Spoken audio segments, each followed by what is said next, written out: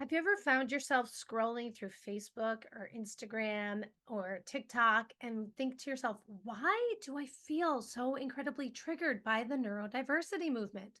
If so, stay tuned. This video is for you. My name is Rebecca Robbins, and I'm the owner of Mindshaper SLP. And we have a mission to help all autistic individuals and their families lead fruitful and fulfilling lives. If you've been following me for a little while on Instagram and Facebook, you'll know that that's where I spend most of my time. Well, I've decided to shift gears a little bit and start creating more long form video content here on YouTube. So I figured what better time to start than the month of April, which is Autism Acceptance Month. So here we go. We're going to jump right into our first video that talks about a little bit of the neurodiversity movement, what it is, the history of it, and why you might find yourself to be triggered by it. I know I'm not the only one. So, back when I started my career as a speech language pathologist in 2005, behavioral intervention techniques were the way. And that is what I was trained in. I was trained in applied behavioral analysis, verbal behavior techniques, but thankfully, I was also fortunate enough to receive training in relationship development intervention techniques, which I took to like wildfire. And I still use those techniques in my therapy practice to this day. However, I also have used behavioral techniques throughout the course of my career. So then, back in about 2019, when I started Mindshaper SLP full time for the first time, that was when I opened my Instagram account. And that was really when my eyes were opened to the world of the neurodiversity movement. And I was a little triggered at first when I first started learning about the neurodiversity movement. First of all, I felt like I was late to the game, that there were so many other providers that were so far ahead in from me in their understanding of the neurodiversity movement, in their implementation of neurodiversity affirming techniques. I was hearing that all of these techniques that I had been using for years and I had been taught that it was the way to work with an autistic student were wrong. They were bad. The autistic community frowned upon them. And I felt a lot of shame around that and a lot of embarrassment. And so it was a little bit of a tough pill to swallow at first because I felt like I got into this field to do good, to help people. And that has been my primary intention my entire career is to help my students. And I have made great gains with many, many students on my caseloads. So to have someone say to me or to hear through social media posts or content that the techniques that I had been using in my therapy room all this time were actually maybe doing harm or were not the most respectful for my autistic students was really upsetting to me. And so it took me a minute to get over myself, really, and to get over my shame, get over my embarrassment, and be able to come at the neurodiversity movement with a growth mindset. And we all know that this is a social justice movement and it is a better way for us to be approaching the work that we do with our autistic kids and our autistic adults. So, we don't want to find ourselves triggered by what the neurodiversity movement is asking from us or asking us to do. So, you might feel like a little confused. Why? Why then? Why am I feeling triggered? So that's what we're going to get into today. And I'm going to give you a little bit of a definition of what the neurodiversity movement is, just in case I am the person who is introducing you to this concept. We're going to talk about the difference between the medical model and the social model of intervention. We're going to talk a little bit about a brief history of autism. We're going to really do like a Cliff's Notes version of it and a brief history of the neurodiversity movement. And we're going to discuss why the autistic community at large is against applied behavioral analysis or ABA. Then we're going to wrap it up by telling you things that I've learned from the neurodiversity movement and how it has changed and impacted the way that I work with my students now. And I'm going to give you some simple first steps, excuse me, simple first steps to take to use with your own child to be more neurodiversity affirming with how you interact with your child at home and throughout their lives. So let's go ahead and dive right in with talking about what is the neurodiversity movement anyway, just in case you've never heard of it before or you haven't come across it, and why it's important.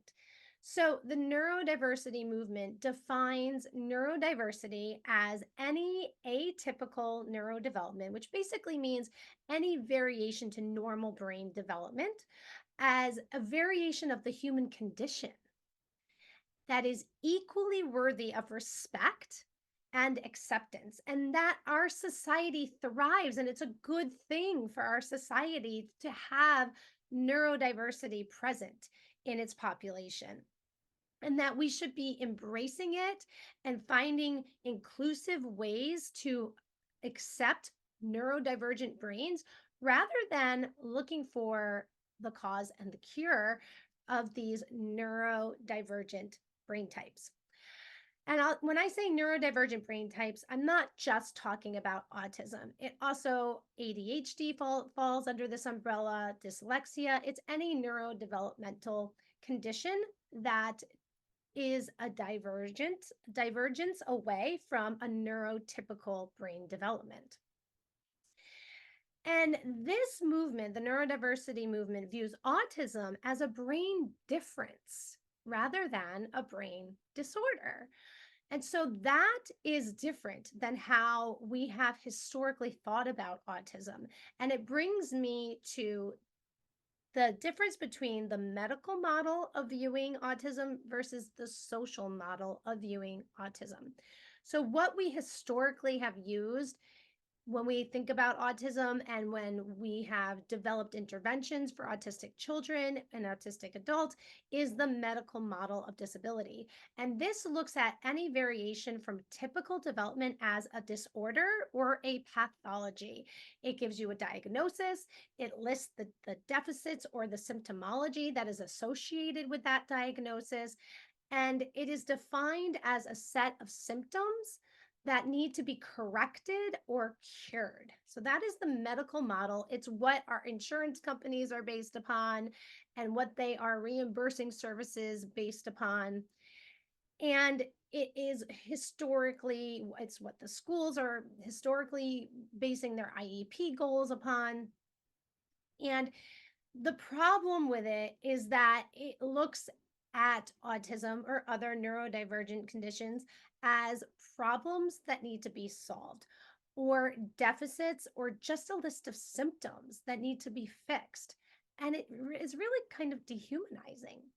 Whereas the social model views disability as an inability to function completely at home or in the community.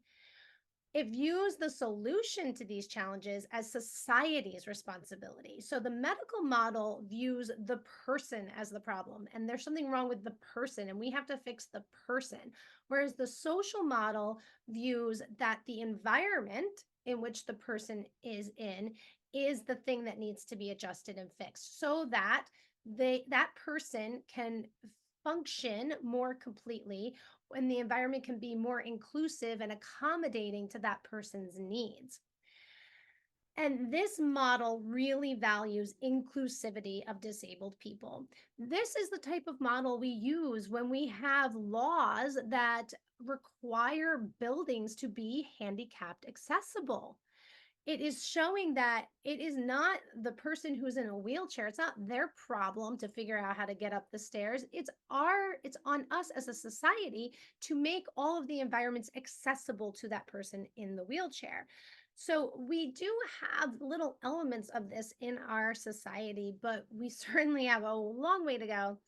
And there is a lot that can be done to make society and environments much more inclusive for neurodivergent individuals and especially autistic individuals. So, this is a very loaded topic. There's so much that can be said on all of these. So, I'm really going to just scratch the surface just to give you like a basic, like, history of neurodiversity or that maybe or why the neurodiversity movement is triggering you 101, right? So let's just dive into a very brief history of autism. And if you are interested in the really in depth history of autism, I highly, highly, highly recommend the book Neurotribes by Steve Silberman. This is not light weekend reading. It is heavy. It is a book that we read. I host a free autism book club for parents and professionals. And we did read this book. It was 2 books ago that we read it, and if you join my free Facebook community, Mindshaper Speech Language Parents on Facebook, the replays and recordings from when we read that book are all in that group. So you could kind of dive into that book and kind of read it along with us if you watch the videos along. But that really does go into a really deep, detailed history of autism, how it was, when it was discovered, who first diagnosed it, what was happening in the world at that time, and how that impacted autism. And it is mind blowing and eye opening. However, that's way too much for us to get into here today. So I'm just going to go into the bullet points, the very brief, important things you need to know about the history of autism.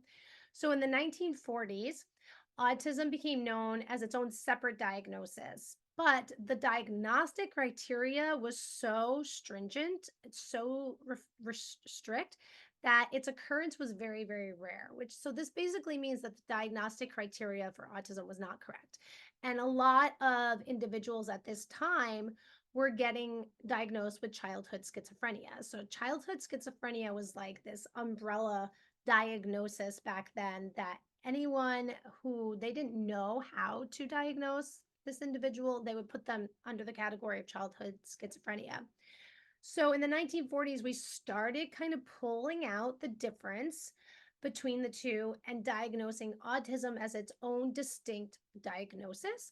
And this was in large part due to the work done by Hans Asperger and also by Leo Kanner. And then in the 1950s, the psychology field at large, this is like just atrocious. They had this theory that autism was caused by refrigerator mothers. So you may have heard this, but back in the day, back in the 1950s, there was, and the field of psychology believed this, that autism was caused by mothers who were too cold and not caring enough with their child, and their course of treatment for this would be to remove the autistic child from the home and put them in treatment centers, which really certainly were not better environments for them than their home environment. These treatment centers were, they did not get the care they need, they did not get the respect they needed, and they did not get the education they needed in these treatment centers. So that was in the 50s. Refrigerator mothers was the prevailing theory at that point as to this is what causes autism. Then in the 1960s and 70s, we start getting the emergence of behavioral interventions for autistic children. And they're using both reinforcement and punishment at this time. And the use of aversives or punishment was used quite frequently. And unfortunately, this is a dark period of autism history, but it was used in the forms of electroshock therapy, slapping children, yelling at children, and it was all in the vein of control and to cure the autism and to basically make the children seem less autistic. That was the primary goal for these behavioral interventions. And then, but what was also happening in the 1970s is we start seeing the start of some of our first parent advocacy groups and efforts towards autism. And these were the parents that were fighting against this refrigerator mother concept. They knew that they were loving parents and they were good parents and that this was not what caused autism. And so they started forming these advocacy organizations, and it really, that started to lead to a change that autism was not caused by parents, but it was rather a biological condition. And then that kind of brought about this whole industry of medical and biomedical interventions to treat autism. And biomedical treatments are still out there today. The dark side of this is that there are unfortunately individuals that are out there that are touting these biomedical treatments, and they are capitalizing on parents who are desperate to help their child. They're desperate to hear their child speak, or they really are just want to do the best for their child. And there's people that are taking advantage of this and really capitalizing monetarily on this and touting these biomedical treatments that aren't really backed by effective research, unfortunately. So that was back in the 70s that all of that started happening. And, that like I said, the biomedical treatments and the medical treatments, those are still happening even to this day. In the 1980s, Ivar Lovaas, who you might know if you have a ABA background, he published a study showing that 47% of autistic children who received 40 hours a week of intensive behavioral therapy would go on to demonstrate cognitive abilities in the normal range and attain mainstream educational placements in comparison to 2% of controlled children. So, this, if you have had a child in early intervention, you know that this is still prevailing today. And insurance companies are even funding 40 hours of ABA therapy for autistic children because it is considered research proven effective. And and in early intervention, if a child is diagnosed as autism, they automatically get 40 hours of ABA services along with related services as well. So a lot of this information or these statistics I have gleaned from this journal article in the Journal of Autism and Developmental Disorders, and it's entitled Neurodiversity and Autism Intervention: Reconciling Perspectives Through a Naturalistic Developmental Behavioral Intervention Framework. So I got some of this information from that article and a lot of it from reading Neurotribes as well. And in the 1990s, this is when we finally saw, so autism was discovered really in the 1940s, but if you read Neurotribes, you will realize that it has been around since as long as people have been around. And it's really cool to hear the stories of the people from history that are presenting as neurodivergent and the amazing things that they were able to accomplish and have contributed, especially in the field of science. So autism has been around all this time, but it wasn't until the 1990s that we finally got a definition or a diagnostic criteria of autism that was accurate enough that it was really starting to identify children who needed to be identified. And this was with the DSM-4. And however, the focus of treatment and research at this time was still highly on finding the cure and the cause. So, all of the money that was being raised for research was going towards finding the cure, finding the cause, as opposed to raising money to help neurodivergent people or autistic people actually in their everyday lives, or to create programs that would help autistic children. A lot of the money is going towards research for the cause and the cure. And the therapy goals were aimed at helping autistic individuals become less autistic or to look more neurotypical. So this is still before the days of the neurodiversity movement. Finally, in 2013, the DSM-5, which DSM stands for the Diagnostic Statistical Manual, and it is the manual that the medical community uses to diagnose. And this could be your doctor, your rheumatologist, your speech therapist. Like, it is what insurance companies expect us to use for our diagnoses and our coding. And the DSM-5 is the latest edition. And it was in 2013 that it improved the diagnostic criteria even further to really fully include the full spectrum of autism presentation. And at this time, Asperger's disorder, which used to be its own separate diagnosis, went away. And now, and there was a couple others. So there was in the DSM-4, there was Asperger's syndrome, and then there was pervasive developmental disorder, not otherwise specified, PDD-NOS. So you would see a lot of children with a PDD-NOS diagnosis back in the 90s.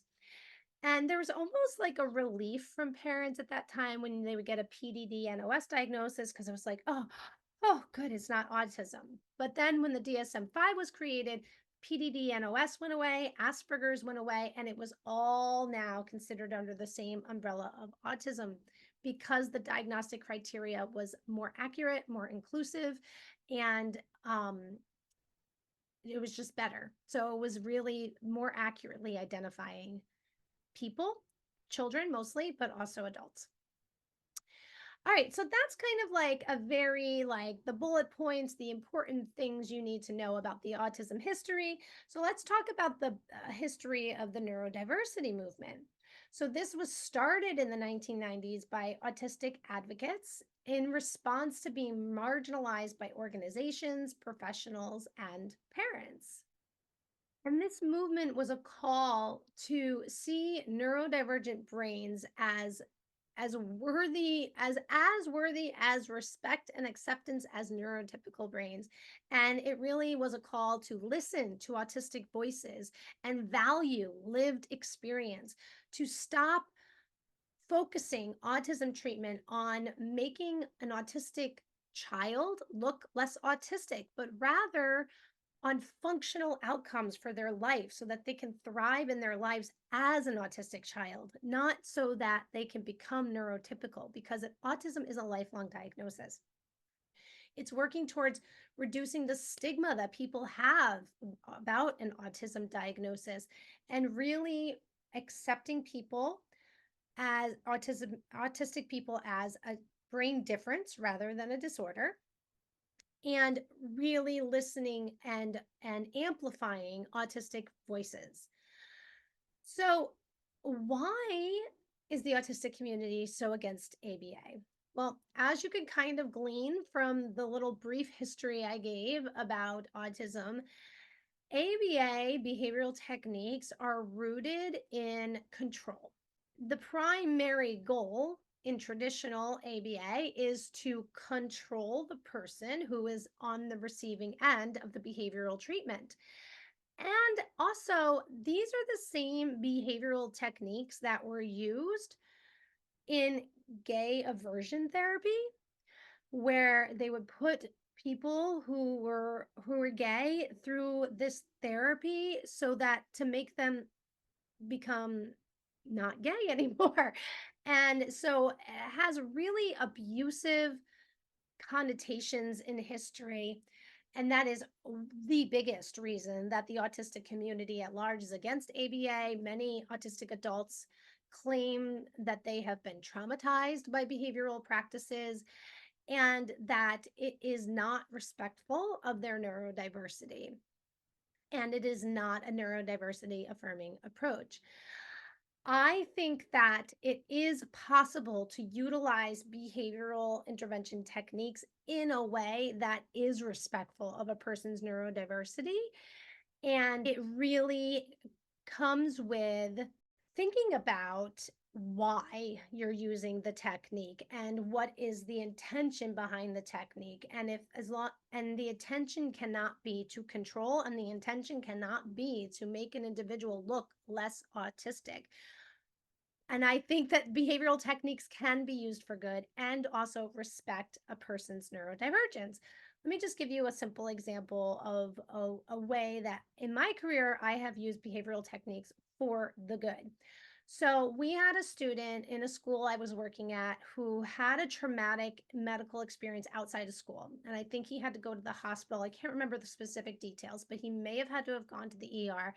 And so he developed this intense phobia and fear of the school nurse. She couldn't even walk into a room without his fight, flight, freeze response being activated. And he was like, nah, like freaking out. So, as you can imagine, this is a safety concern because if, God forbid, he got sick while he was at school or if he got injured, we would need for the nurse to be able to attend to him so that he could get the treatment that he needs. So I paired up with the nurse and we worked on it together because I had a very great rapport with this child and this child felt very safe with me. So we would start by I would take walks with him in the hallway, and the nurse would sit outside of her door, the nurse's door, and in the hallway. And we would walk by, and she would just have his favorite candy in her hand and hold it out to him. And he would just take the candy out of her hand and just keep on walking. And we just kept doing this for like a week. And then she moved like so that she was halfway in the hallway, halfway in her office, and we did it again and then she moved just inside her office over the threshold of the doorway so he could still stand in the hallway and reach the candy. And we slowly moved her into her office until eventually he was able to go sit on the cot or the bench in her office, sit next to her, and his fear of going into that office and interacting with her completely dissipated. So you can see our intentions behind that was not to control him, but our intentions behind that intervention was to help regulate his nervous system and help him feel safe with the school nurse and help him realize that she was a safe person to be around and the nurse's office was a safe place to be. That was our intention behind using that behavioral technique. So that is an example of how you can use behavioral intervention for the good, and it doesn't have to be with the intention of making a child less autistic or to control the child, but rather to genuinely help them. And you just have to really be cognizant of the intentions behind why you're using ABA. So let's move into things that I've learned from the neurodiversity movement and how it's impacted with the way that I interact with my students. So, one way that I've noticed a difference in my work that I do with my students is I correct my students less in terms of how they say things or the way that they choose to approach a situation. If it's different than what I expected, I back when I was more using behavioral techniques, it's more when you're using behavioral techniques, it's more of like a black and white sort of thinking. And like, this is the right way to do it. And if it isn't done that way, you have to prompt and do error correction and all of that kind of stuff. Whereas now, as long as my students are getting their points across in a clear manner, or they are solving the problem accurately, even if it's in a different way than I would have expected, then that's totally fine with me. It's not something that I correct or fix anymore, especially in my social groups. If my one of my students is communicating with another person and they formulate a question in a different way or they don't use correct grammar or something like that, as long as the message was received and understood by the other party, I let it ride. I let it go because that is just them being who they are. And as long as they are being understood and they're able to communicate and interact with their peers, that's my primary goal.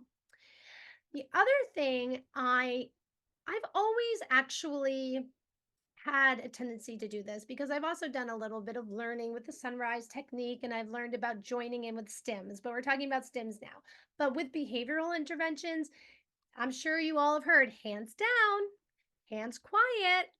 We're not doing that anymore in the when we're doing neurodiversity affirming strategies because we understand that stimming is a child's way to self-regulate and to cope with overwhelm. It is a sensory regulation technique. It's a coping technique when they're feeling overwhelmed in the environment that they're in. So I let my students stim when, how, and as much as they want, with the only caveat being that they are not hurting themselves or others. As long as that's not happening, they can do it. If I'm in a video call, I do virtual social groups with my buddy group program, and I have some students that they have some vocal stims where they are talking about lines from TV shows that they like. I don't ask them to stop. I will ask them, however, to mute themselves just because it makes it distracting from my other students in the group. It makes it hard for us to hear each other. And I let them stim as much as they want. They can talk as much as they want, but we're going to just teach you how to mute and unmute yourself so that you can do what you need to do to be self regulated, but it doesn't disturb everyone else in the group as well. So that is another thing that I am way more, even though I always was very accepting of stims, and I really worked towards joining into stims and worked into how can I use whatever the child is getting out of that stimming behavior, how can I translate that into other ways to get communication and to interact and connect with that student. Even more so, I'm doing that now.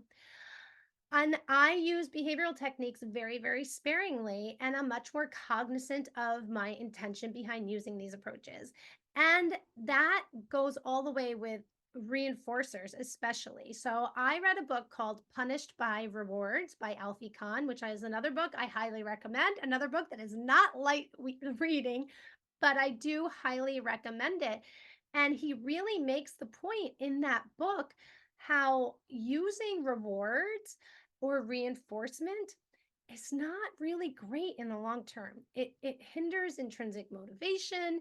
It basically teaches the child that what I'm asking you to do is not exciting enough on its own. You need this reward to be motivated to participate in it, and you have to withhold your child's favorite things in order to get them to do what you want them to do. It's also a means to it's a way to control again. So I really try to stay away from using rewards and reinforcers. When I was using more behavioral techniques, using rewards and reinforcement was much more a part of my therapy technique and style, first work, then iPad, that sort of thing. I'm sure you've heard it. So now, and I also have always tried to do this as much as possible. I try to embed my students' interest into the work that we're doing so that the work in and of itself is interesting. Let's dive into simple ways that you can start becoming more neurodiversity affirming in your own life with your child. Number one, use declarative language. If you go follow me on Instagram or Facebook, you'll see tons of videos about declarative language. I'm definitely going to be doing videos on here on YouTube on declarative language. But the long and short of it is declarative language is using comments and statements to communicate with your child. When you think about, especially if you have a behavioral background, when you talk to your child, you're primarily asking them questions you already know the answer to. What color's your shirt? Or you are giving them directions, right? And when you do that, you are teaching the child to answer questions that have one correct answer and also to be a direction follower. However, we want our autistic children and our autistic adults not just to be good at following directions and doing as they're told, and not just good at answering rote questions. We want them to have flexibility of thought and to be good problem solvers as well, and also to be able to take another person's perspective, which can be challenging. Declarative language can do all of that. So instead of saying something like, "What color is your shirt?" you might say something like, "Your shirt is my favorite color." And you're just commenting. And the difference with declarative language as well is it's an invitation for the child to respond, not a demand for the child to respond. Whereas asking a question or giving a direction is a demand of a response of some kind. So, like I said, I'm not going to go too much into declarative language. That's not what this video is about, but stay tuned for much more on that, or go visit me on YouTube, not YouTube, on Instagram or Facebook to look at those videos there. It is something I use every single day with my students. I'm a huge proponent of declarative language, and it really promotes the child to have autonomy in their communication, which leads me to my next point is find as many ways as possible for your child to have autonomy over their life. When we think about your child, especially as our children become older and become teens and young adults, and we want them to grow up to become independent. But when they're kids, every single aspect of their life is so monitored and micromanaged and controlled. And we want to find ways for your child to have autonomy and have a say in their life over what they wear, what they eat, what activities they participate in. Obviously, you have to have, you're the adult and you have to have, a semblance of control, but find ways for your child to have autonomy, especially as they get older and especially when they become adults, because they deserve it. It's their human right. And that is a big part of being neurodiversity affirming, is allowing for autonomy. Let your child stim. I talked about the importance of stimming. It's self regulating, it's a coping strategy. No more hands quiet, no more hands down. You have to let your child stim. They need that to regulate their system. And also prompt your child less. It's okay for them to make mistakes. If you come from a behavioral background, there is a strong part of that teaching style that is called errorless learning, which is you prevent the child from making mistakes and you prompt the correct answer. And the idea behind that is to train the neural pathway to the correct answer so that you're not allowing the child to get the wrong answer and then go to the correct answer. But our children become prompt dependent if we prompt them all the time. So pause more. If someone asks your child a question and they don't answer right away, don't repeat what that person just said to your child. Say something like, "Oh, I don't think he heard you. Could you say it again?" to the adult, so that they can repeat the message to the child and the child has a chance to respond on their own. Just find The first step is always awareness. Just start becoming more cognizant and aware of how frequently you actually are prompting your child every step of the way, and just find ways to pull back a little bit, to wait a little bit longer, even if it's 5 seconds longer, 10 seconds longer before you prompt your child. You might be surprised at what your child can do on their own when given the space and the time to process. Don't be afraid of pausing and some silence so that your child, who might be a slow processor, has time to process what's happening in their environment, take in the environment, take in what you said to them, process what you said to them, and respond on their own. Otherwise, you're going to end up with an adult that can't do anything without being prompted to. So that's really important. And my final advice for you, as you are going through your autism journey with your child and looking for ways to be more neurodiversity affirming, is seek advice from autistic adults with lived experience. There are lots of Facebook groups you can go to. There are wonderful accounts out there on social media that you can follow, and really seek the advice from autistic adults that have lived experience, because they are the ones that know what it's like to walk in your child's shoes the most. So there you are. There you have it. Here's a little bit why you might be feeling triggered by the neurodiversity movement, especially if you come from a behavioral background. But listen, it's okay. When we know better, we can do better. And you were doing the best for your child back then when you were using behavioral techniques because you thought genuinely that that was the best thing to do. And now you're learning that there are different ways and healthier ways to interact with your child. And you can forgive yourself for maybe doing an approach that wasn't as neurodiversity affirming, and move forward with a growth mindset so that you can learn a better way to interact with your child moving forward. And it's okay. So if you find yourself being triggered by the neurodiversity movement, maybe I hit on some reasons why. I'd love to hear your thoughts on this in the comments so that we can have a discussion about this topic. And let's keep it classy, San Diego. Let's keep it classy in the comments, and we're not going to shame other people for their opinions. And let's just have some constructive, polite conversation about this topic. I know it can be highly emotional. And don't forget to subscribe to my YouTube channel, because I'm going to be showing up weekly. That's the goal here in YouTube with similar videos to this that are going to be talking all about how you can help your autistic child. Take care, everybody.